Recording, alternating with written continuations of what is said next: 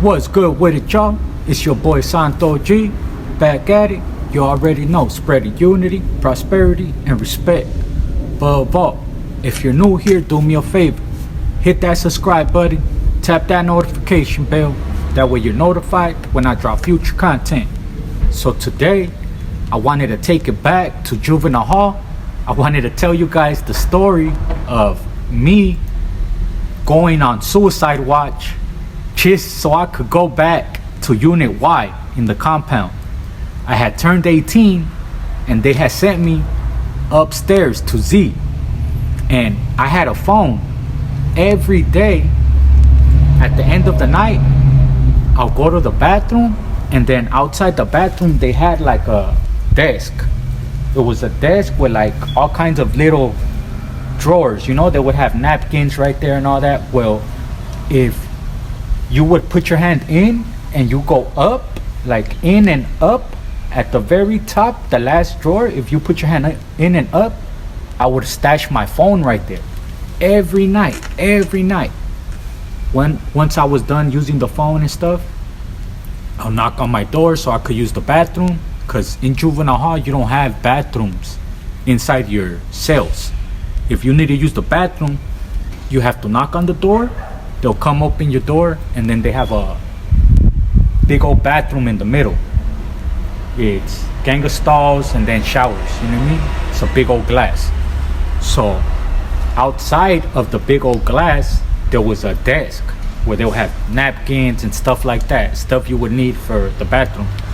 So I would act like I went to the bathroom, wash my hands, and then once I went right there, I'll act like I'm getting paper towels and I'll stash my phone. Boom. I would always leave it there. So the reason I was able to stay in the compound a little bit longer after I was 18 was because I was taking college courses. So due to me taking college courses, the judge let me stay there, at least so I could finish the semester. So boom, I end up being able to stay, but they sent me upstairs. There was a new supervisor at the time. Mr. Jacobs had left, the one that I told you guys that let my mom take me hygiene because I would break out very bad, and he let my mom bring me food from the streets for my birthday and a cake and all that, as long as it was enough for the whole unit. Well, he had left, and it was a new supervisor, and that new supervisor was a straight dick. I mean a straight dick. So they sent me upstairs. Boom, I get upstairs. I'm celled up with my celly, because me and my celly were both 18. So they send us both upstairs. And at this time it was the homie Pelon from Pacas. He, honestly, I don't mean to get away from this story, but I need to tell you guys his story, because his story was crazy. And I'll come back. So my celly at the time, he had got like 7 or 8 years, and he had got arrested for his brother's murder. And I know that sounds crazy, and no, he didn't kill his brother. He had got busted because he was driving and his brother was passenger. They went to a store, and I don't know if it was Van Nuys or Pacoima, but they went to a store out there. And when they went inside the store, they ran into some fools. They got down, and then on the way leaving, at a light, they got into a shootout. So them fools ended up killing his brother, but they ended up charging him with the murder because of the videotape of the liquor store of them fighting. They were saying that they instigated it. So it's like, say me and my carnal, right, go to the liquor store and we run into some enemigas. We get down, a block down, we end up getting into a shootout. My brother gets killed. They couldn't catch them, so they ended up getting him for that murder, because they said that he instigated. I guess they seen him in the liquor store. I don't know if he's the one that got down with them fools and instigated it all or what, but it had to have been something. But that's what he was fighting. They were trying to get him for his brother's murder, and he didn't kill his brother. He was just with him. It's like the same thing. If you go do a robbery and your crimey gets killed, they're gonna charge you for your crimey's murder, because it was a premeditated robbery type shit. Crazy. And they ended up giving him like 7 or 8 years for that. But that was my celly at the time, so they sent us both upstairs. My mind, the whole time that I'm upstairs in Unit Z, I'm like, fuck, how can I get back down? Like, my phone. How can I get my phone? Like, who can I trust? Like, I can't trust none of the homies, you know what I mean? I'm gonna tell a homie, hey, go get it. They're gonna be like, hey, it wasn't there. Fucking keep it. I'm not gonna know, I ain't in the building. You know what I mean? I was smarter than that. So, boom. Get a bright idea. I go and I talk to the counselor and I tell her, like, hey, I feel like killing myself. Like, what? No, I didn't tell her I feel like killing myself. I told her I feel like hurting somebody. I told her I feel like hurting somebody. I forgot what else I said. I told her I felt like hurting somebody. Keep in mind, this is juvenile hall. It's not prison. So don't be in the comments talking about, oh, that's a no-no. Whoa, whoa. I know, upstate in prison, it's a no-no. We don't deal with none of that suicide watch or none of that shit. All that shit is a no-no. But I was doing it to get downstairs. Because all the people that are on suicide watch, they put them in Y1. Remember the fool that I said that I got down with, LK Ugly? Remember I told you guys he was on suicide watch, so he was in Y1? That's where they keep all the people that are on suicide watch. That's why my mind was like, ooh, go suicide watch. Just so I can make it down there. Once I make it down there, I could wiggle my way to the other side, get it, and then I'll go back up. If they want to send me back to Z, fuck it. That was my mind, my plan thought, right? So, boom. I go, she calls it in, she radios it in, like, hey, ooh, I got an inmate, like, you know? So, boom, they come and get me. They take me downstairs. And I believe it was Miss Wilcox and Miss Pope. I knew these two females, like, I was with them right there in White for almost 2 years. You know what I mean? I'm not gonna lie, they all loved your boy, you know what I mean? I've always been cool. I've always been the same. I chop it up with everyone, you know what I'm saying? So, I got a good personality, you know what I mean? To where people take a liking to your boy, you know? So, boom, they're taking me downstairs. And boom, they're sitting on me. Next day in the morning, I get what's her name? It was a homegirl, man. She was black, but she was light skinned. I'm trying to remember her name. But I remember she was from somewhere, like cities right here, like Inglewood or Compton or Watts. She was a hood girl, you know what I mean? But she was with the business. So she's the first one to sit on me. In the night, I didn't know who it was, but so the next morning, she's the first one. I go to sleep with my door open, a hoodah right there that I don't even know. The next morning, it's homegirl. She sees me, she's like, what the hell, man? What's up? I'm like, nah, man, like, look, I had just signed the 10 years. The only reason I hadn't got shipped out and all that was because I was taking college courses. So I already knew I had signed the 10 years, all that, you know what I mean? I was just stayed there like 2-3 more months. My birthday was October, I left in January. So I stayed there like 2-3 more months after my birthday, you know? Because I had a court order because I had got my GED and then I was taking college courses. So they were like, look, he's doing good, let him finish out his stuff. They had postponed my court till like January for me to get sentenced. I had already signed, but I was still waiting to go back to get sentenced. I was just postponing as much as I could to finish my college courses. That's what me and my lawyer had got on the same page on, you know? Even with the judge and everything. Because I was doing good, you know what I mean? So, it's her. And I tell her, like, hey, you know what I mean? Do me a favor, like, I'm trying to get to the other side. Like, whoa. She's like, what? She didn't want to take me. So I ended up telling the homie Harvey, Free Staff, a CO. Shout out Harvey. Fat Harvey, you know what I mean? He ended up going and getting it for me. I told him, like, hey, G, like, hey, can you do me a favor? Like, I came down here because I want to get my phone. And he just started laughing. He went and he got it for me. He brought it to me. That's crazy. That's all you know is crazy. I couldn't trust none of the homies because they would pocket it. So I was there for so long and cool with everybody that I ended up telling the staff to go get my phone for me. No cap. If I'm lying, I'm dying, man. So what he ended up doing is he didn't even get it himself. He ended up telling the homie S-Head from 6-0, my boy S-Head from 6-0. And somebody in the comments tapped in, the homie from Hoover, I think, the light-skinned homie from Hoover, I don't know if that was you. He said TS was his homie. When I talked about the riot that happened in room 40, one of the homies from Hoover tapped in talking about he knew TS. And I remember there being another light-skinned homie from Hoover, and there was another dark-skinned, skinny cat from Hoover. It was like 3 fools from Hoover right there at the same time.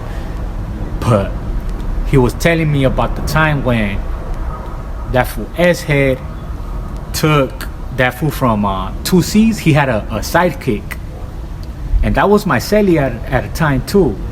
When they ended up having a big old riot in the building while I went to court, me and him went to court. They ended up selling us up together when we came back. So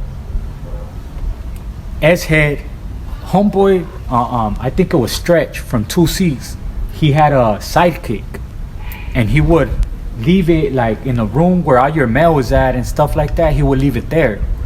So one day, S-Head was just housed in Y1. I don't know why. He was already over 18 too. I remember he was down for a robbery case that had happened in the valley. You know what I mean? It was like 3 crimes.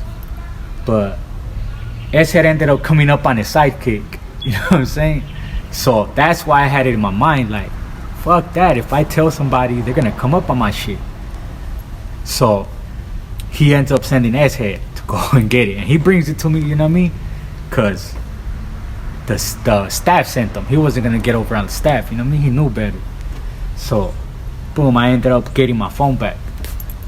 I get my phone back. I'm right there chilling, just waiting the whole time on suicide watch. And I got lucky, honestly, that around this time they had just closed Drake. All the like cagapalos, all the knuckleheads and troubleheads that were getting in trouble in Silmar, they started sending them to Drake. It was a unit in Norwalk, in the YTS in Norwalk. It was just nothing but people that they were in YA already in a unit, but they were still going to court and stuff. They weren't sentenced. They'll go to court from there.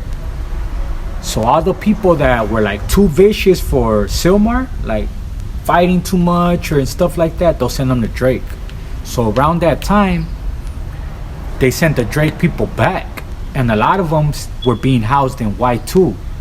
So because I was there with everybody, and they knew that I knew everybody, because like I said, if you were in Silmar in 2008, 2009, I was there all 08, all 09. I got there in March of 08, and I was there all 09. I left in January of 2010. But if you were there in those 2 years, you knew me, because I stayed with that fire za. I stayed with some za on deck. So more than likely, if you bought some weed in the compound, more than likely it came from me. I mean, I wasn't the only one, but I was one of the only ones that was right there, you know what I mean? Had it on lock, doing their thing. So, boom. They end up sending them back. They knew that I had a good relationship with everybody, so I ended up, and shout out Miss Hunter, black lady. She was the, not the supervisor, but the one under the supervisor. She was the one in charge under him. But she's the one that honestly, she took me into the office one day. She seen I was on suicide watch and that I did that just to go back to her building. You know what I'm saying? So what she did is she sat me down, and I think Miss Pope is the one that spoke up for me. You know what I mean? Shout out Miss Pope. But she ended up sitting me down and like, look, I see that you went and did this because you want to stay here, so I'll make a deal with you. She's like, look, I'm going to keep you here. I'm going to send you to the other side, to Y2, but keep your homies in check for me, you know? Like, just go get at them and let them know, you know what I mean? That whatever bullshit was happening in Drake, because in Drake, they were all locked down to the point where they'll just be woofing out their doors, dissing each other, you know what I mean? The blacks dissing the homies, homies dissing the blacks. It was racial, you know what I mean, at that time. So a lot of them not only had to worry about their homies, like their enemies, but also they had to worry about the racial tension. So she was like, look, do me a favor. If you can get at them and they could come to an understanding that they're not gonna fight each other when they get out, because they had came back already, but they were locked down. They weren't running program in Y2. So she like, if you could go over there and work a miracle, I'll let you stay. I was like, what? Bad. Shout out the homie from Cyclones. No, not from Cyclones, from BAY. The homie Cyclone, I think. What was the homie's name from BAY that had went to Drake and then came back? Tap in the comments and let me know. But it was the homie from BAY, from Barrio Armour Street Youngsters in Southgate. He's the one that like had the say-so, like everybody looked up to him. So I ended up pulling him to the side. I ended up cutting his hair. Before they let people out, they made me the barber. So that's how I ended up just one-on-one feeling them out. I started cutting everybody's hair. And I chopped it up with them like, hey, what's up? Like, what's going on? I know you guys had all this, you know what I mean, Sur and Moreno stuff, you know, going on over there. But, you know what I mean, like, right here is different, bro. Like, look, check this out. I got a phone. I'm gonna let all you fools use it, but y'all gotta chill. You know what I mean? I ended up getting at the blacks as well. Shout out the homie from 2C's, Stretch is Crimey. He ended up going over there and then they sent him back too. It was on like 3 homies from 2C's. I know it was Stretch, his Crimey, and I don't remember who else. But he's the one that like had to say so for the blacks. So I remember approaching him like, hey G, like check this out. I got this going on, woo woo. Boom, I think I even blessed them too with a little bit of bud. You know, I ain't gonna lie, I buttered them up, you know what I mean? And I ended up letting him use my phone too, you know what I mean? Shout out to the blacks. I ended up letting him use my phone too, like here. He ended up getting me like a $10 phone card and shit, you know what I mean? But I ended up letting them all use the phone and just ended up going and talking to Miss Hunter and them like, hey look, check this out. I talked to all of them and they said that they gonna program, you know what I mean? They just want to program. That's their main thing. They've been slammed down for so long. They want haircuts and they want to program. So boom, cut everybody's hair, baked everybody with not baked, but cut everybody's hair, you know what I mean? Had everybody fresh, bald head. So they were out there chilling, you know what I mean? They ended up, I believe, honestly, they also ended up opening up the pool. Before I left, I remember we used the pool right there like 2-3 times, you know what I mean? So we ended up having a barbecue. They let us get in the pool. Shout out to you guys if you guys remember that, man. If you guys were in the Silmar, in the compound in 2009, because they didn't open it to 2009. My first year there, Chales. The second year, they started letting us get in the pool. Let me know in the comments if you guys remember that. All of us, all fucking teenagers, man. If you guys didn't have no write-ups, they'll let your unit go and you could jump in the pool, man. Right there, swimming in the pool. Then in the back, having barbecues. You know what I mean? Unity, prosperity, and respect. Above all, it's your boy Santo G. I just wanted to tell you guys this story. Shout out to my sponsor, Killer Kush.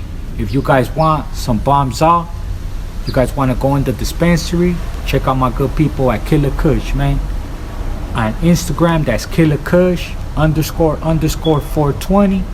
Or if you guys want some bombs out delivered to you, as long as it's an order over $75, get at my people at Cali Herbs Los Angeles.